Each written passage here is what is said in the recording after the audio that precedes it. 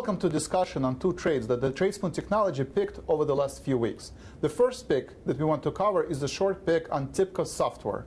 The strategy that we want to cover of these three picks is the bear put spread. Now we suggested the 21/19 bear put spread where we paid $1.35. Joe, can you update on the spread and any ideas that you have? Sure. So right now the stock lot is trading right around that strike price, the $21 strike price. It's trading at $20.99.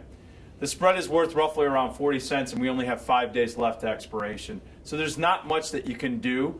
And what we always profess is you got to have a limited risk on here. 5% of the total portfolio should have been the tops on the total account risk for this particular position. Now, one thing to note here, though, is going into expiration, we've seen that implied volatility has popped up over 50% in the last 3 weeks. So there could be some potential to take this particular position off towards midweek. So as we get closer to expiration Friday this week, folks, if you have this position on and you see an opportunity where you can take it off, even if it's for a loss, we're here to preserve risk capital. Thank you, Joe. So let's take a look at another elite pick that we put on, DWA, DreamWorks.